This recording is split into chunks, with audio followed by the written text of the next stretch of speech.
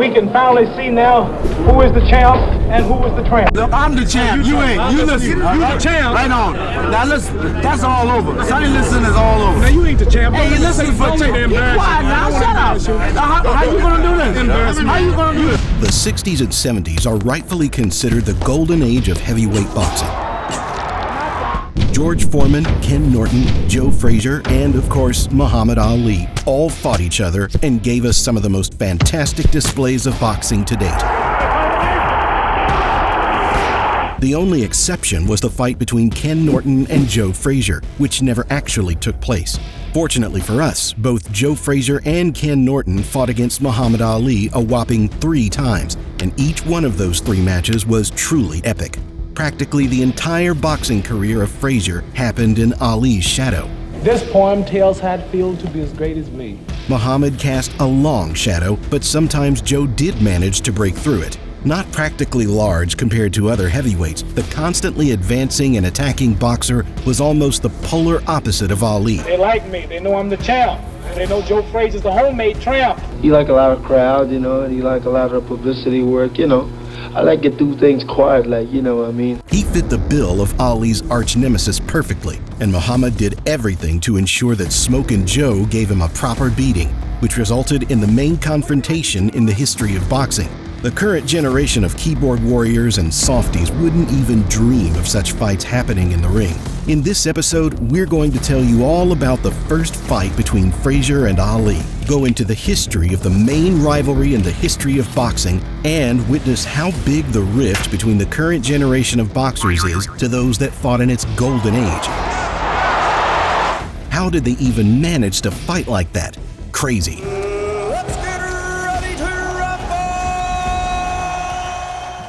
The story begins in 1961 when a 17-year-old butcher boy walked into one of the boxing gyms in Philly. The lad weighed in at over 110 kilograms while being only 183 centimeters tall, stating that he wanted to get in shape. This was the start of Joe Frazier's boxing journey. Being the 11th kid in a poor family, he was forced to work for everything from a very young age. His whole life he had to fight and overcome obstacles, and they didn't end when he became a boxer. Joe tried to join the 1964 national team representing the USA at the Tokyo Games, but lost the crucial qualification round to a taller Buster Mathis. Later, during one of the training sessions in preparation for the Olympic Games, Buster suffered a serious injury, and Frazier, who was substituting for him, entered the team in his place. Joe got to the semi-finals where he managed to break his finger, but fearing medical suspension, hid the fact and proceeded to win the gold medal at the Olympics, no doubt persevering in the finals through mind-warping pain. Frazier's signature weapon was his left hook, which perhaps remains one of the most powerful in the history of boxing. As a child, Joe broke this very left arm. His family didn't have the money for medical treatment, so as a result, his arm bones fused, blocking Frazier's ability to fully straighten the elbow joint. Joe turned this weakness into his unique strength and used it to send opponent after opponent onto the ground. Unfortunately, at the end of 1965, during practice, he suffered another serious injury, which placed the whole future boxing career of the then 20-year-old Frazier in question. While working on the bag, pieces of metal from the threads of one of the bolts flew into his left eye. In the future, the scar tissue that surrounded the injury turned into cataract, and his vision gradually deteriorated to the point that by 1975, Joe was practically blind in his left eye. Frazier always pushed forward, no matter the obstacle in his way, and this was no exception. He simply started hiding the fact that his left eye was compromised by memorizing the ophthalmologist's eye test card. No, the eyes didn't bother me. Sure, I had black eyes, In 1970, Smokin Joe became the undisputed world boxing champion. With a broken hand and one good eye, Frazier was an exceptional boxer with a unique style and technique and unmatched stamina and tenacity. This impoverished working-class boy who entered the ring to get in shape became a magnificent boxer who constantly worked with his body, didn't like clinches, and endlessly pressed his attack. His boxing style is, without any exaggeration, a treat for the eyes, and most importantly, it was successful, with his results after 25 matches boasting 25 wins and only 3 of them by points. Oddly enough, even with the rags to riches story and the undisputed world champion title behind his belt, it still wasn't enough for Joe to gain acclaim, as many still considered the suspended Muhammad Ali and not Frazier the real champion. Even with Smokin Joe's magnificence, unfortunately there was some truth to it, since Ali didn't lose his belt fighting in the boxing ring. The real enemies of my people are right here, not in Vietnam. I'm sure every fan of boxing has heard the story of Ali's refusal to serve in the army. But just to recap, Ali had no intention of signing up for the draft since he felt that not a single Vietnamese did anything malicious toward him. His refusal to sign up for the Vietnam draft cost him 3.5 years of his boxing career, the years when most professional boxers were at their prime. Spending these years in and out of courtrooms, he had his professional boxing license revoked and was not able to fight in the States, but became a significant figure on the world stage, a personality who fought for freedom and justice. Gradually, Ali became the leader and symbol of the anti-war movement and the struggle of African Americans for civil rights. Unfortunately, in the world of boxing, seemingly everything possible was done to ignore him and pretend that he was never even a champion at all. This was the stance most other pro boxers took as well, with one exception.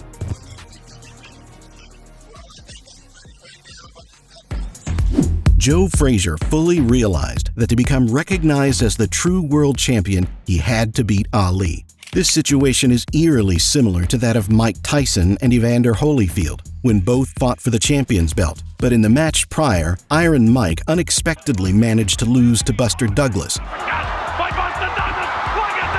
who later handily lost to Holyfield. Evander became the official undisputed world champion, but just like Joe Frazier, he still wasn't widely recognized as the real deal, pun intended. To prove them wrong, Holyfield had to fight Tyson and Frazier with Ali. Joe was fully up for the challenge. He could have easily ignored the chatter and continued boxing and defending his title, but the champion decided otherwise. He wasn't the person to be afraid of challenges. He was used to overcoming them his whole life. Thus, Frazier decided to prove to everyone once and for all that he was the best in the world by fighting Ali.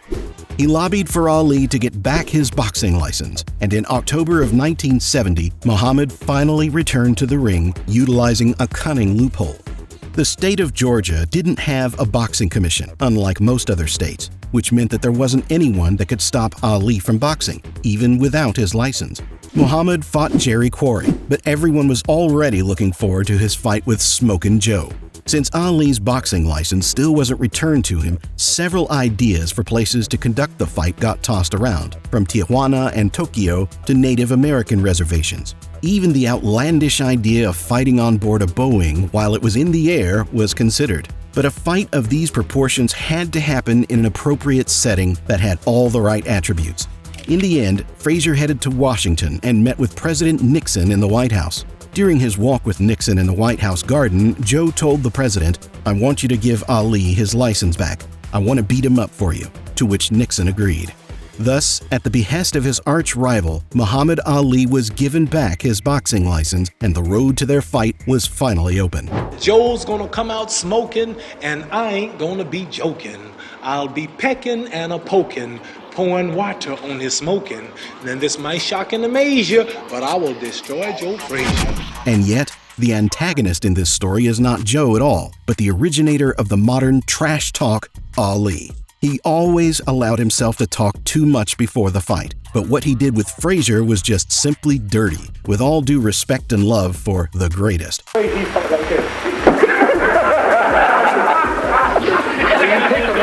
His nose is flat, he's ugly, he can't talk. Ali and Frazier knew each other all the way back from the end of the 60s. They may not have been best buds, but they kept up with each other, often calling one another and periodically getting together. Frazier even lent Ali money when the 3 dry, boxless years left Muhammad in a tight financial bind. The figurative cherry of the cake, of course, was Joe's direct aid in helping Ali regain his boxing license. So how did Ali repay him? Not only did he not thank Joe for his wide gesture, but he also immediately got to work doing what he loved, namely making fun of his opponents. In our opinion, Frazier got the worst verbal beating out of any of his opponents. If Ali's initial statements didn't show too many teeth, saying stuff like, "Frazier is so ugly that when he cries, the tears turn around and go down the back of his head," his later remarks got much more personal. Ali started blaming Frazier for betraying the black cause, dubbing Joe the white man's champion. Ali didn't appreciate that Joe Frazier became a trustee of Floverley, a group of white Philadelphia businessmen close to the authorities, stating that Frazier enjoyed serving the whites and dubbing him Uncle Tom in the process. Uncle Tom! A shameful nickname label that was used to describe African Americans who avoided taking an active part in the fight for black rights. It even got to Frazier assigning a security detail to his house as it became the target of anonymous hate mail full of harassment and threats. Lamentably, Ali's chatter proved convincing for many, and he became the sentimental favorite. The insults cut deep for Frazier, who had gone out of his way to help Ali during his exile from the ring. So great was Frazier's anger that his manager, Yank Durham, insisted on separate weigh-ins on the day of the match to keep his fighter as calm as possible. He was pulled out of jail by a white lawyer, and he still calls me Uncle Tom? The greatest, he called himself. He wasn't even great, let alone the greatest. My mission was to show him what his stupid pride is worth, to drive this lesson into his head. Frazier was indignant in his autobiography. I predict that when I meet Joe Frazier, this will be like a good amateur fighting a real professional. But against Frazier, Ali's taunts backfired completely. Joe was never intimidated, only enraged. And that rage fueled an unstoppable drive to win and an astonishing display of willpower and physical endurance. Also, in 1971, Frazier was slightly favored by boxing experts to win. They suspected Ali had yet to fully regain his form after his long layoff, noting that in his 2 comeback fights against contenders Quarry and Bonavena, he had not looked particularly sharp. What do you call Muhammad? Did you? No, I'd call him Clay. And you don't ever call him champ or anything like that, don't you? How do you feel about him? He was a champ. I'm the champ now, you know. 7 days from that fight, you'll be a week-old ghost. That's right. Practically overnight, all interview sections of newspapers went from discussing politics and art to the talk surrounding the upcoming fight. There wasn't a single person who wasn't at all curious about the fight outcome between the self-confident Ali and hard-working Frazier. All of America was on the edge of their seats in anticipation of March 8, 1971. It was such a massive event that even the massive riots that were taking place in Ireland halted for a day, with everyone going off the streets to watch the bout. The fight was broadcast on TV in 50 countries and 12 different languages, and this is back in 1971.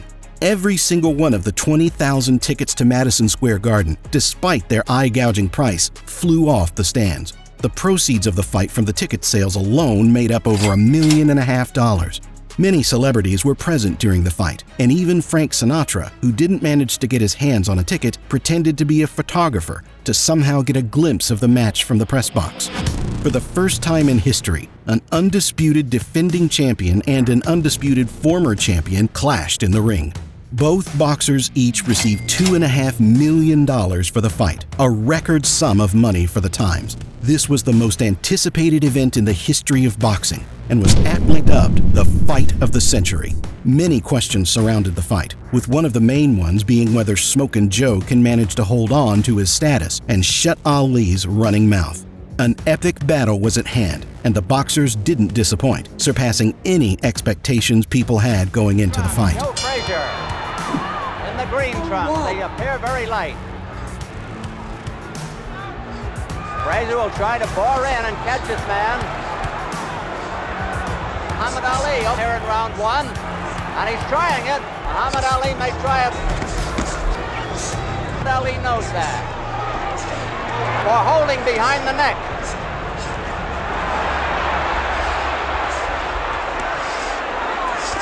Muhammad Ali has been missing. Ali began the fight well and confidently won the first 2 rounds, employing his jabs and landing several combinations. Joe stuck to his traditional tactic when faced with a much taller opponent, a tactic that was extremely successfully used by Rocky Marciano. It comprised of repeated assaults on the opponent's core, with the idea to drain the adversary and have him lower his hands, then switching to strikes to the head. Frazier had to open Ali's jaw for his crushing left hook, but Muhammad had anticipated that this was exactly Joe's plan well before the fight. At first, Smokin Joe struggled to land his finisher.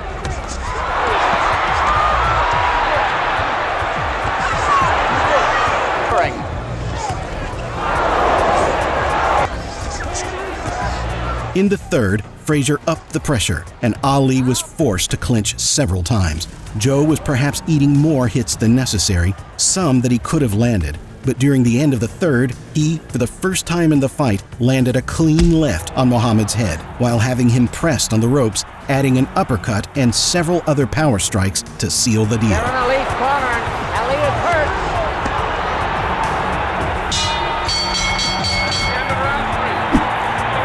The fourth went the way of the third, with Frazier pressing on the gas harder still. Ali threw many punches trying to contain his opponent, landing most of them, but Joe didn't seem to be fazed by any of them. While the two hooks Frazier landed in the last minute of the round, Ali certainly felt.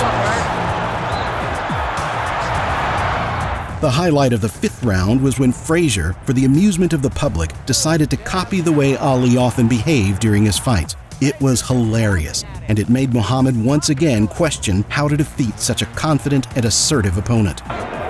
Talking to him. Before the fight, Ali predicted his victory in the sixth, but in practice, this round was devastating for Muhammad. Frazier pressed him into the ropes and landed a powerful combo to Ali's head and chest, to which Ali couldn't adequately respond. Muhammad was getting tired and couldn't clinch to control his opponent, a fact that Frazier utilized to the fullest, landing traditional gut shots while continuing to attack Ali's body and managing to land several crosses. Ali felt that he needed to recuperate some energy, so the next two rounds saw little offensive action coming from Muhammad. He clenched often and defended himself leaning on the ropes. At one point, Joe got so annoyed at this that he grabbed Ali by the hand and literally pushed him into the center of the ring. It even got to the point that the referee remarked that Ali was being too passive. The relatively light rounds saw Ali recover some of his energy. In the ninth, he was very active, working quickly and utilizing varied movements. Frazier continued menacing Ali, although this time around, he was receiving as much as he was dealing. By this point in the fight, his face swelled up from the numerous hits he took. The next round saw much of the same, with Muhammad often landing his strikes. Muhammad Ali, he was calling his trainer in there.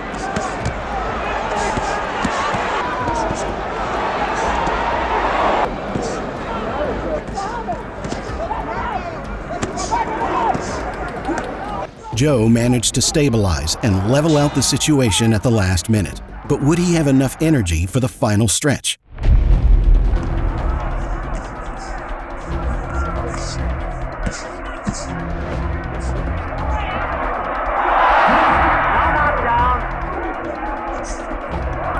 Joe trying to get that shot in there. Muhammad talks to him again.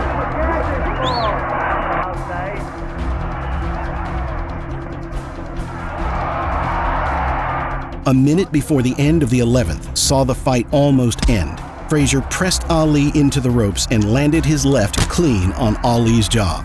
Muhammad slightly stumbled, giving Joe enough time to land a second. For a second, Ali's knees buckled and he stepped back, but managed to remain on his feet until the bell, all the while attempting to avoid the flurry of strikes Frazier was unleashing on his almost finished opponent. The 12th round also went to Joe, but the next two rounds saw Muhammad resurge. Where?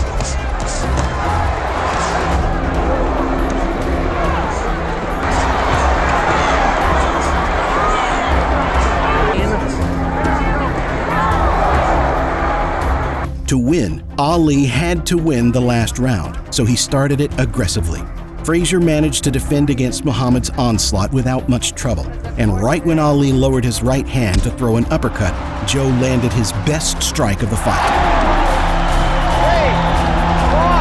Ali was knocked down, the only time in all three fights between these two boxers and the second time in his career. Truly one of the most famous moments in the history of sports. The days Muhammad managed to get up, His only hope for victory now was to knock Frazier out.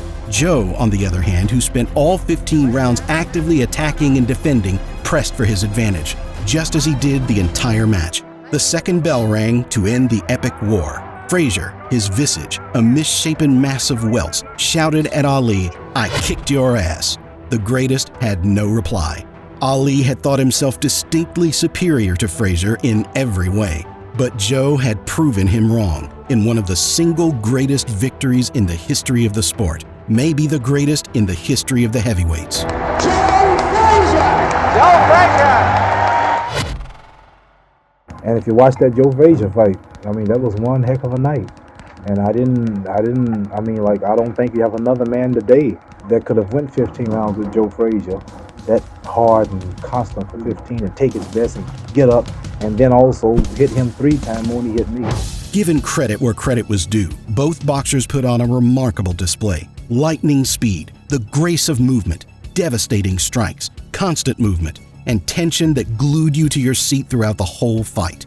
This is, unfortunately, unheard of in the history of modern boxing. This fight between two legends is rightfully considered one of the best matches in the history of the sport. And yet, this was just the first fight between these two warriors. Victory over Ali was the peak of Joe Frazier's boxing career. He was now the rightful champion, shutting up anyone who doubted him. Everyone saw the strength, energy, and tenacity this beast displayed in the ring.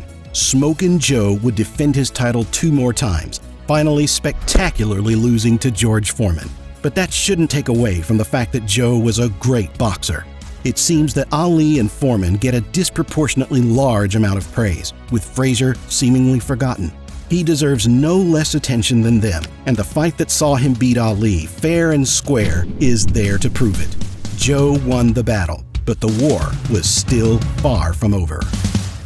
Sir, could you please tell me what was the ever best game for you, sir? What's the best game? What was the best game? Joe Frazier.